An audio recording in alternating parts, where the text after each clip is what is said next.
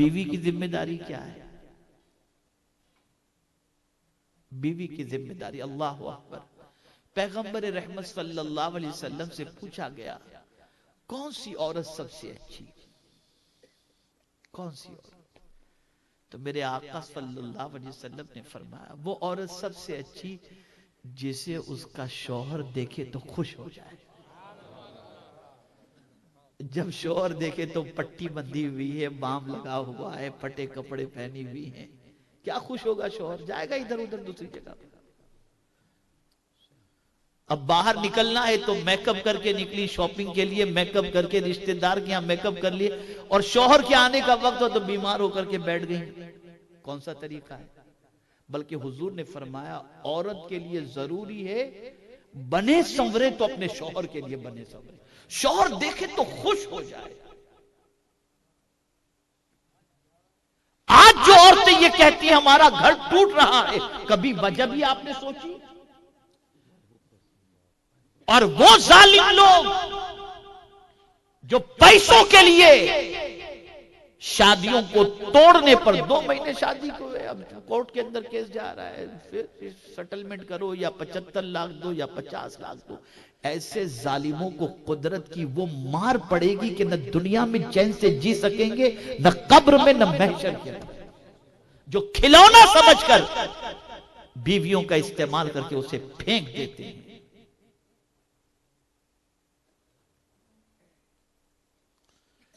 اور ان عورتوں کے حوالے سے بھی میں بتا دوں جو شوہر کی غریبی پر شوہر کو تانا دیتی ہیں، شوہر کے لک پر شوہر کو تانا دیتی ہیں۔ آقا کریم صلی اللہ علیہ وسلم کو پتہ چلا کہ ایک رنگ کے اعتبار سے اتنے خوبصورت نہیں تھے صحابی، ان کی شادی کسی سے ہوئی جو عورت بہت خوبصورت تھی، حسینہ و جمیلہ تھی۔ میرے آقا صلی اللہ علیہ وسلم نے وہ صحابی سے پوچھا ذرا بتا تیری عورت تیرے ساتھ کیسے پیش آتی ہے؟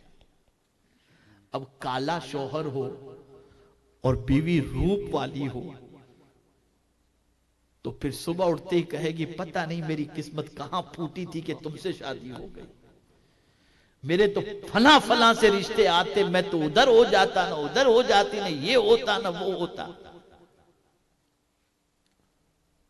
جاؤ کہیں جا کر اپنی سکین چینج کراؤ یا کسی میک اپ والے کے پاس جاؤ، یہ کراؤ وہ کراؤ، میں تو سہیلیوں کو بتا بتا کے تمہارے بارے میں تھک گئی، بلکہ بتانے میں شرم آتی ہے کہ یہ میرا شوہر ہے۔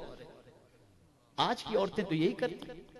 لیکن قربان جائیے حضور نے پوچھا صحابی سے تیری بیوی تیرے ساتھ کس طریقے سے پیش آتی ہے؟ کہا حضور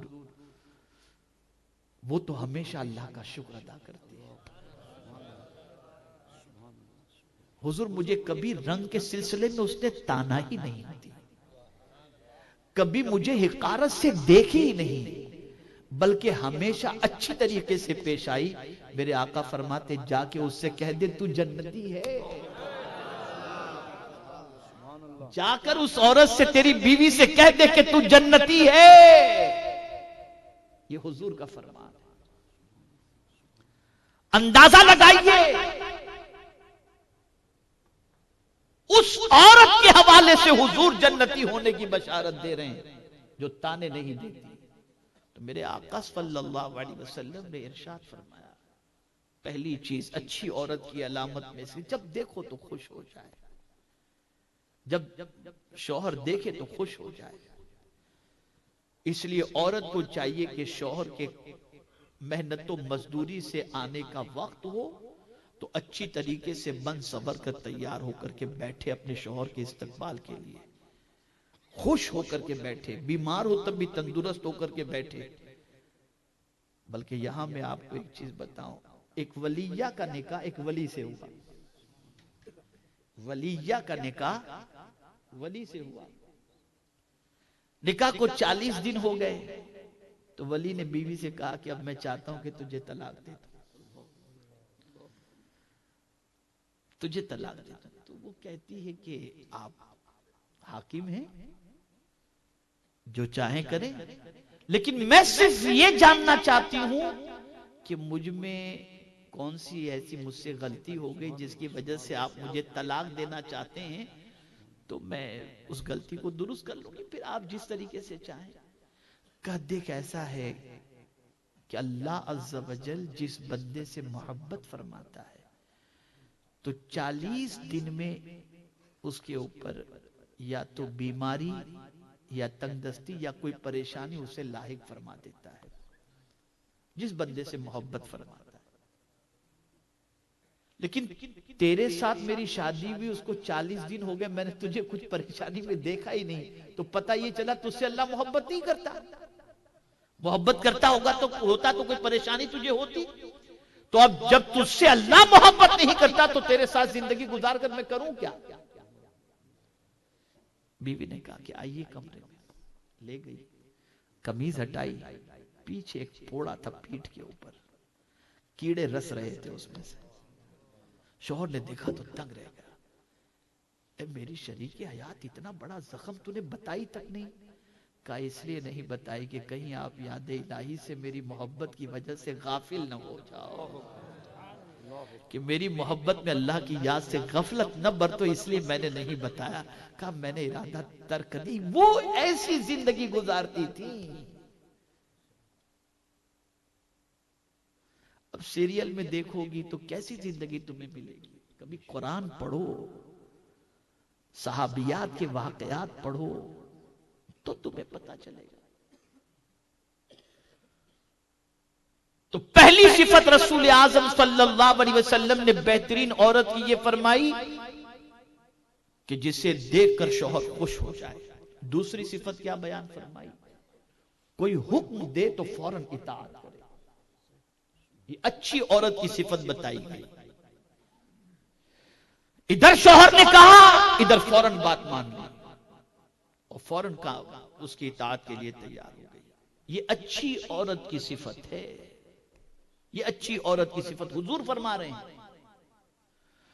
اور بہت سارے پرابلمز کریٹ ہوتے ہیں اسی وجہ سے کہ شوہر کہتا کچھ ہے، عورت کرتی کچھ ہے، نتیجتاً ہوتے ہیں جھگڑے، اور جھگڑے ہونے کے بعد گھر ٹوٹنے پر آ جاتے ہیں اور پریشانیاں پیدا ہوتی ہیں۔ اچھا گھر رکھنا ہے تو شوہر کی اطاعت کرو، شوہر جو کہے اس کی بات کو مانو، بشرطے کہ وہ شریعت کے مطابق ہو۔ کوئی ناجائز کام اگر شوہر کہے تو بالکل نہیں ماننا۔ تیسری خوبی اچھی عورت کی حضور صلی اللہ علیہ وسلم نے فرمائی، شوہر جن کا گھر میں آنا پسند نہ کرتا ہو ان کو گھر میں آنے نہ دے۔ بیوی، اچھی بیوی کون سی ہے؟ کہ شوہر اگر کسی کا گھر میں آنا پسند نہ کرتا ہو تو بیوی اسے گھر میں آنے نہ دے۔ یہ اچھی عورت کی علامت ہے۔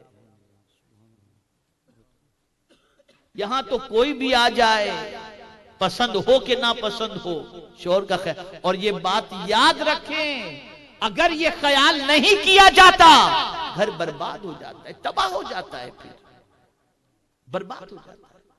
تو یہ تیسری صفت۔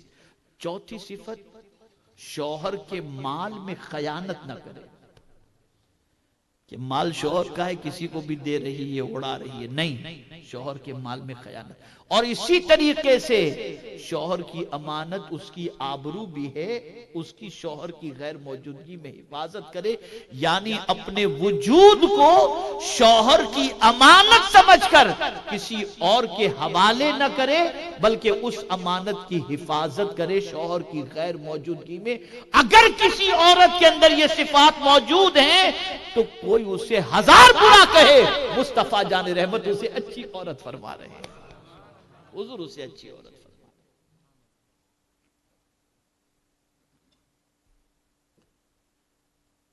تو اچھی عورت میں یہ صفات ہونی چاہیے، اچھی عورت میں یہ خوبیاں ہونی چاہیے، اور عورت کو ہمیشہ اس بات کا خیال رکھنا چاہیے کہ اس کا شوہر اس سے ناراض نہ رہے، اور اگر اس نے اس کام کے اندر کامیابی حاصل کر لی تو میرے آقا صلی اللہ علیہ وسلم فرماتے ہیں، جو عورت اس حال میں مری کہ اس نے نماز کا بھی اہتمام کیا، روزے کا بھی اہتمام کیا، اور مری اس حال میں کہ اس کا شوہر اس سے راضی تھا، تو سرکار فرماتے وہ عورت جنت کے جس دروازے سے چاہے جنت میں داخل ہو جائے۔